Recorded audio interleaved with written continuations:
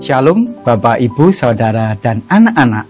Jumpa kembali dalam Sapaan Harian GKJ Manahan Surakarta. Saya berdoa dan berharap Bapak, Ibu, Saudara, dan anak-anak dalam keadaan sehat dan diberkati Tuhan senantiasa. Sebelum kita membaca dan merenungkan firman Tuhan, mari kita berdoa.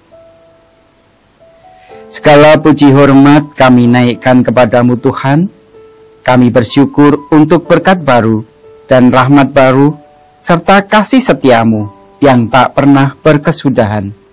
Kami akan merenungkan dan mendengarkan firman-Mu. Berkati kami, sertai kami dengan Roh Kudus-Mu, supaya apa yang kami dengar menjadi kekuatan hidup kami. Dalam nama Tuhan Yesus Kristus, doa ini kami panjatkan. Amin.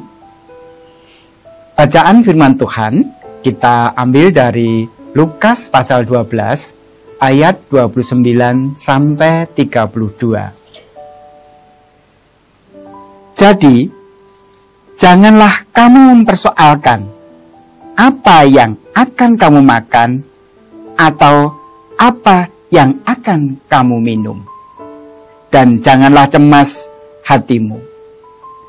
Semua itu dicari bangsa-bangsa di dunia yang tidak mengenal Allah. Akan tetapi Bapamu tahu bahwa kamu memang memerlukan semuanya itu.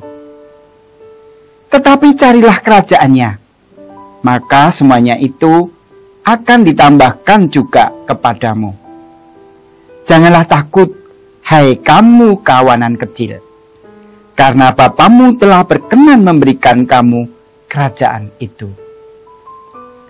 Bapak, Ibu, Saudara, dan anak-anak yang terkasih dalam nama Tuhan Yesus Kristus. Tema pada hari ini adalah Allah akan membuka jalan. Ada ilustrasi seorang pegawai dihadapkan dengan kemungkinan PHK dari pekerjaannya. Reaksi pertamanya adalah takut dan khawatir akan istri dan anak-anaknya yang masih kecil. Pegawai tersebut takut karena ia merasa bahwa kemungkinan PHK itu berarti pekerjaannya selama beberapa tahun terakhir di perusahaan itu tidak memadai. Pegawai itu berusaha berbuat seolah-olah semuanya berjalan baik saat ia di tempat kerja. Tetapi sebenarnya ia sangat galau dengan situasinya. Suatu malam, sebelum tidur, pegawai tersebut membawa kekhawatirannya kepada Tuhan di dalam doa. Ketika bangun, keesokan paginya, sebuah firman Tuhan muncul mengingatkannya. Ayat yang mengingatkan akan berkat Allah ini meringankan beban di hatinya dan mengingatkannya akan berbagai kemungkinan serta pemeliharaan Tuhan. Wawasan ini terus menopang keyakinannya bahwa Allah akan menyediakan kebutuhan sehari-hari, bahkan jika dia kehilangan pekerjaan. Murid-murid Tuhan Yesus pun harus dididik secara tegas seperti yang tercatat di Lukas pasal 12 ayat 32a. Janganlah takut. Jangan takut karena semuanya akan ditambahkan juga, asalkan hidup sesuai kehendaknya. Tuhan sangat memahami kebutuhan kita, sehingga Dia telah menyediakan sebagaimana janjinya.